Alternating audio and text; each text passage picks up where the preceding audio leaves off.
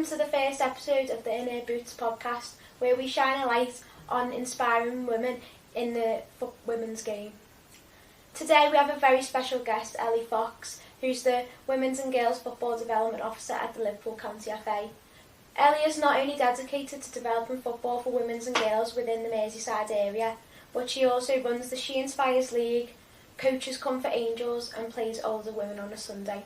She is truly involved in all aspects of the game, and I can't wait to dive into her story. So Ellie, welcome to the podcast. Thank you very much for having me, Charlie. It's great to have you on. So, let's start about your role at the County FA. So, could you tell us a little bit about what you do? Yeah, of course. So, my role oversees the women and girls at the County FA. So, I do some work with schools, so our Berkeley School strategic leads, work with all the clubs, so clubs that offer female provision, but also encouraging other clubs to offer female provision as well, so supporting them clubs around club development and their accreditation. We also support leagues, so work with all the leagues that we have, both on a Saturday and Sunday provision, from youth right through to open age and recreational. We also have to do a lot of work around the programme, so your wildcats, your squad and your just play programmes, and also then developing other sessions like walking football, mental health sessions, LGBTQ, alongside our inclusion officer Stu Carrington. And alongside that as well is doing a lot of work with female coaches.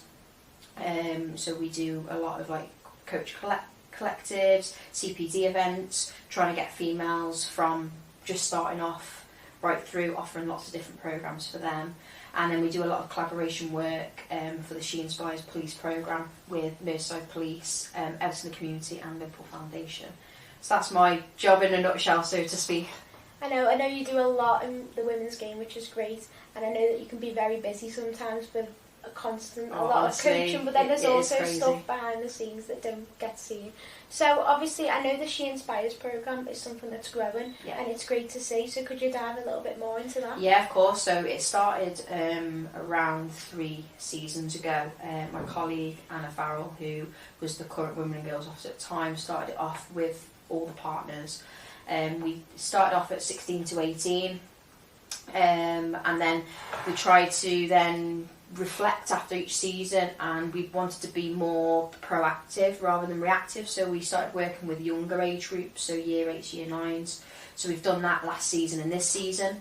Last season we went from 30 schools across all 5 boroughs within Liverpool, working with 600 students around the prevention of crime, but using football as a holistic approach to engaging girls to feel more confident, build their self-esteem, kind of engage football to give them different opportunities in life. And this then is seen, a massive impact in girls, which has just been absolutely fantastic. We put on mass engagement events here at the county, and then this year we've been able to increase further to 40 schools, 800 girls, across the 5 boroughs, again working with Merseyside Police with their funding from the Chief and the PCC, and then also working with the Safer School staff to identify the schools that we really want to kind of be supporting. And then what we're trying to then do is link our community clubs to provide those girls access outside of school to come into our communities and feel safe in an environment and not kind of going down the wrong paths, and that prevention of crime, of working together but using the power of football to do that. And again, bringing red and blue together is something that's been very unique, so it's been a fantastic partnership, and each year we're just trying to grow and grow moving forward. So yeah, it's been absolutely brilliant to see the impact that it's had. That's amazing. So obviously I know how much it's come on, and obviously the programme is so good for girls, just getting them involved in football, whether they want to play or not. It's also, as you say, the prevention of crime and things like that. It's more than just football. 100%. And we've obviously had lots of ambassadors come on and come and speak to the girls, which is great. So obviously I know you also coach. So could you tell us a little bit about Comfort Angels? Yeah, of course. So I wouldn't be sat in the seat today, to be fair, without being involved in the Angels. So when I come to Liverpool to study, I did sports psychology, and during my time I wanted to get involved and integrate into the community. Some would say then becoming a plastic scouser. So I kind of really wanted to dive deep really and just see how I get involved. And I come to the county when we were at Walton Mill Park, spoke to Stu and I said, is there any opportunities I can get involved? He said, oh, we're starting a women's refugee and asylum seeker programme.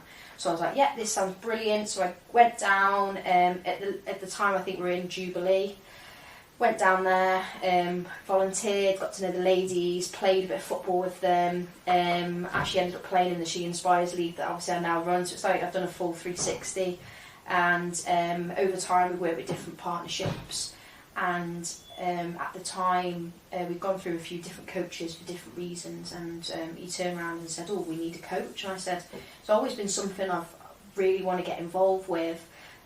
So all the hours I accrued through volunteering, they paid for my level 1, and I just started coaching them, and then from there I was quite lucky to get a phone call and have this job opportunity come up for the women and girls role, which then obviously led into the women's Euros back in 2022. They lifted the trophy up on the 31st of July, and I literally stepped in to my role the day after. So it's been a whirlwind, but I obviously still coach the ladies to this day as well, and again it's had a massive impact on my life as well. And you know, the women are absolutely incredible, some absolute inspiring stories, and to be able to provide them with the opportunity to play football when a lot of their countries women can't play, it's illegal, it's banned. So some of those are sending pictures back home going, look what I'm doing, and it's like, oh my god, like it's just unseen. So but just providing them that safe space to forget everything that's going on in their lives, and just to see women enjoying themselves in such a safe, positive environment, it's been an absolute privilege, and it's something that it's really close to my heart, and I'm really glad I'm involved with. That's truly inspiring. So if you had to say you had a favourite moment coaching the Angels, what would it be?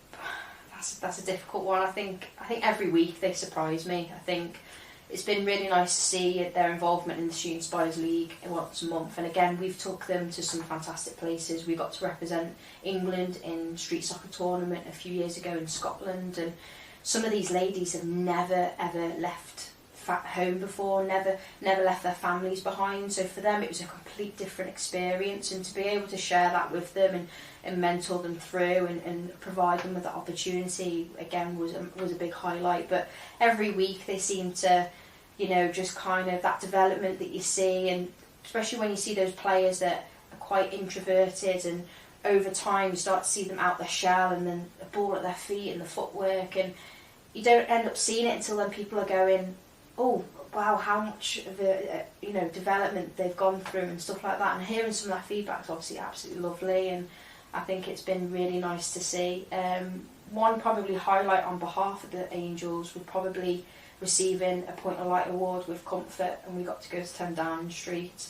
We met Boris Johnson, who was obviously the Prime Minister at the time. We were in the gardens at 10 Downing Street, and it was a bit of a surreal moment really, but obviously only myself and Comfort could attend, but we did it on behalf of the ladies, which again the award was so well deserved.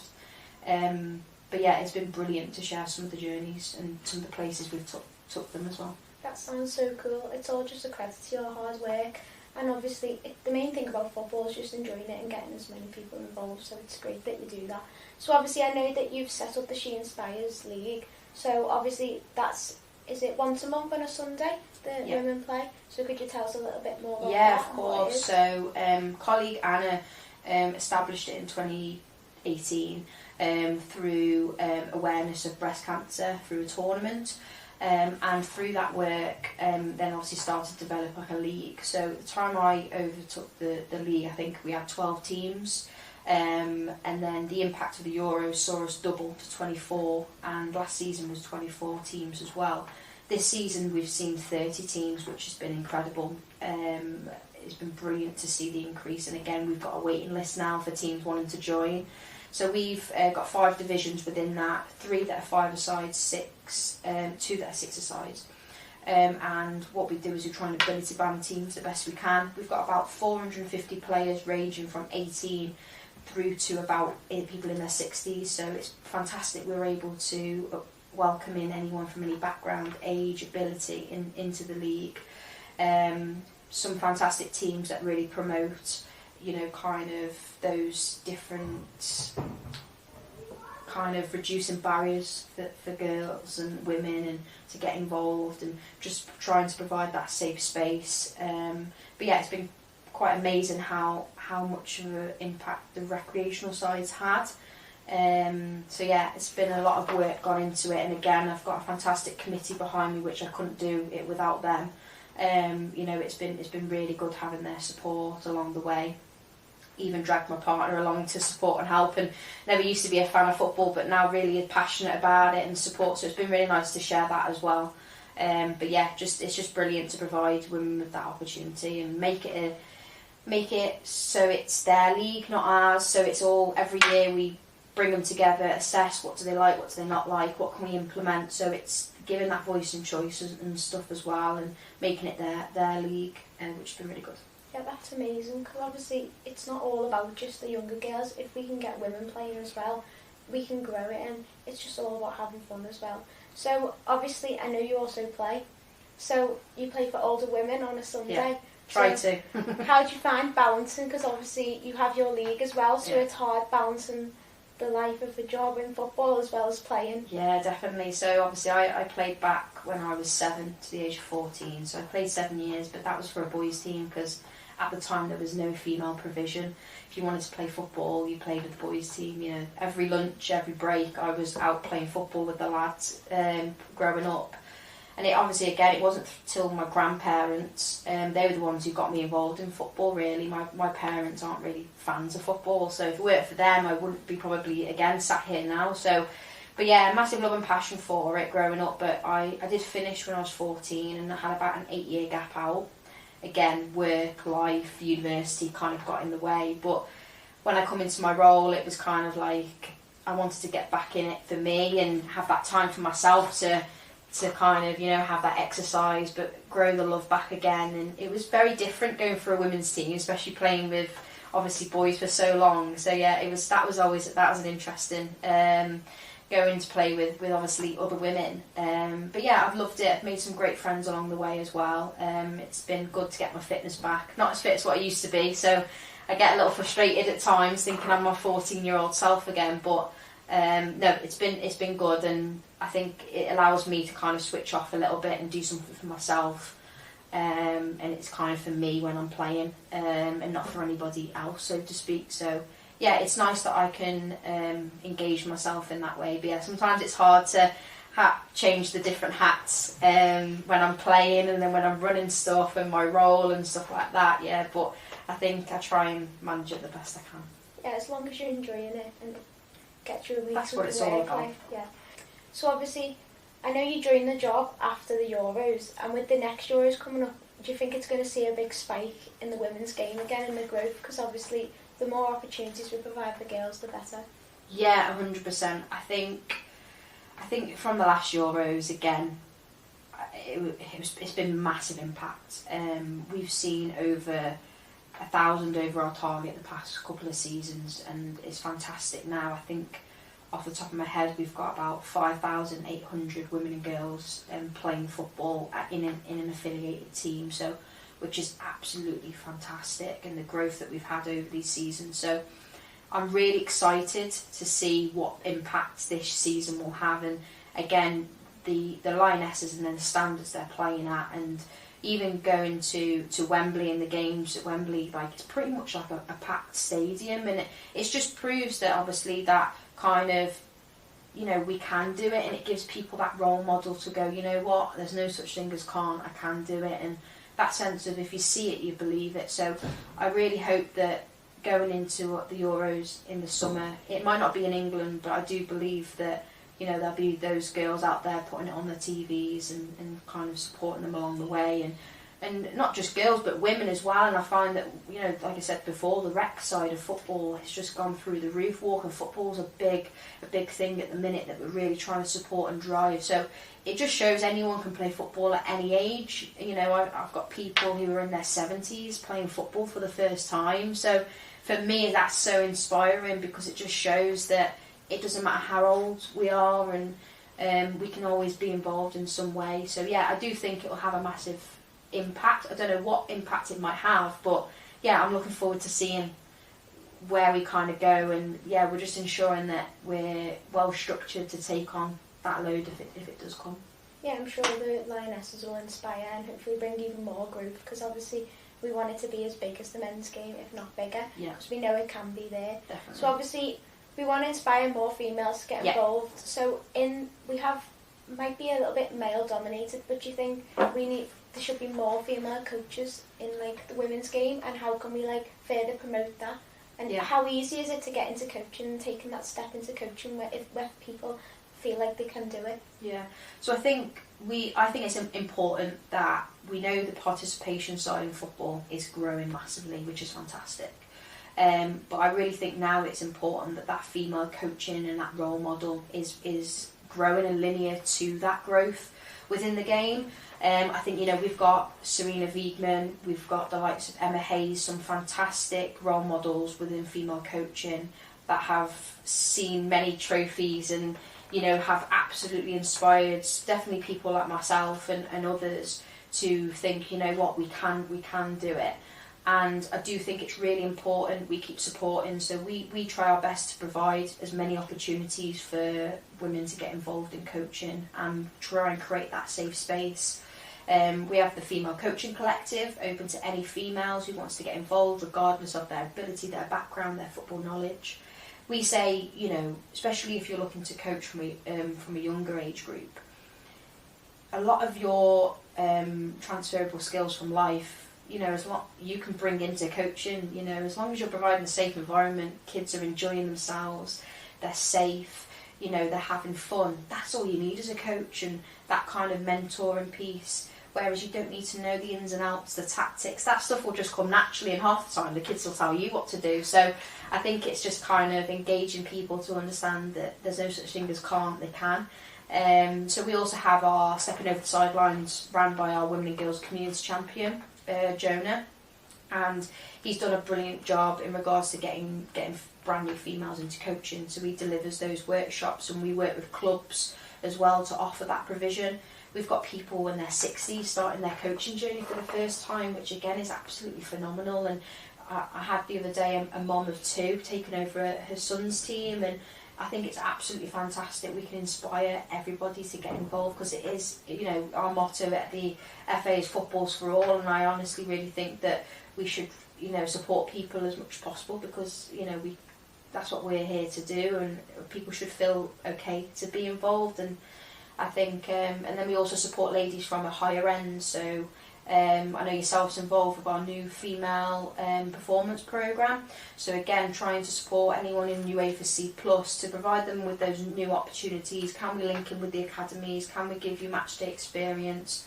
I know we've got an opportunity, we're connecting with a team over the USA, bringing players over, and we want to be able to support all female coaches from all avenues, because, we do want more female representatives across the grassroots right through. But what I do think is important, what has been important, is the male allies that we've got within our grassroots community, which I think is equally as important as female representatives. So it's brilliant. We've got a lot of males who are allyships within the female game, supporting it, backing it and driving it.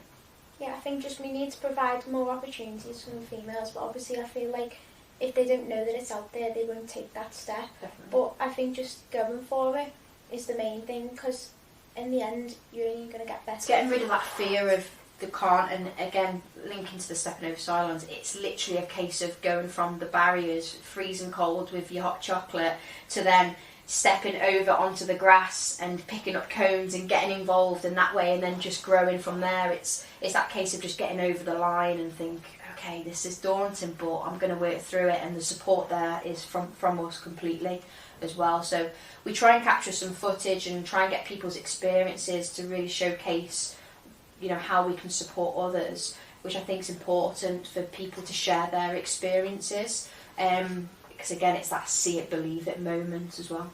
Yeah, that's amazing that you provide that for females. Lastly, how do you think we can further grow the game? And obviously with the growth of the leagues across the women's game, so right from the county leagues up to the Barclays WSL and the Championship, do we think it's going to keep growing, and how? Good question. I think we've still got a long way to go. I think we understand that. I don't think I think ours is our own game. I don't think we need to compare ourselves to the males' game. I think we know how long, you know, that's been going on for much longer than obviously females. A female game's been going on for, obviously again with the ban coming out and into place, and obviously, you know, we're a little bit behind, but I don't think that should be a worry. I think we just focus on what we've got in front of us and that growth and that push and kind of that kind of understanding that, you know, anyone can be involved, and that equal access for girls in schools, through to your club communities, through to your coaching, through to your female refereeing, you know, that kind of representation. Whereas it's like a domino effect. The more people we get involved, then the more people will look up and be role models and think, I can do that. And I think that's what's really important, is to try and remove as many barriers as we can to allow people to play football. And I do think we're getting there. And I do think, like you said, that chain support right through from grassroots to the WSL, you know, and I think it's brilliant that we've got the likes of the Lionesses, WSL players that are really trying to sort of drive the game, but also reflecting back to the grassroots and the roots of where we're kind of getting these individuals to climb the ladder. So yeah, I think the partnership between the whole of the ladder for the women's pyramid, I think is really important, that we keep working together and striving to kind of, you know, keep growing the game, because, you know, I'd like to be having this conversation in 10 years' time, and, you know, we're already bigger, better, you know, which would be brilliant. I do think one day we'll get there, but I think it's a positive move. I think the past 2 seasons, particularly for myself, has been really positive. It's been brilliant to see the growth in the game, and it's only going to get better, and more people are willing to get on board and support, which is brilliant. So I think it's moving in the right direction. Yeah, the game's definitely growing. From my own experiences, I can say that the quality is getting better, which only means that it's going to grow. So that's amazing. So thank you so much for joining us today. Ellie's incredible work as Women's and Girls Development Officer at the Liverpool County FA is really inspiring. If you're interested in learning more about the programmes Ellie spoke about, or getting involved in the Liverpool County FA, head over to the Liverpool FA website and social media. Thank you for tuning in, and don't forget to subscribe, share and leave a review. We'll be back soon for more exciting special guests.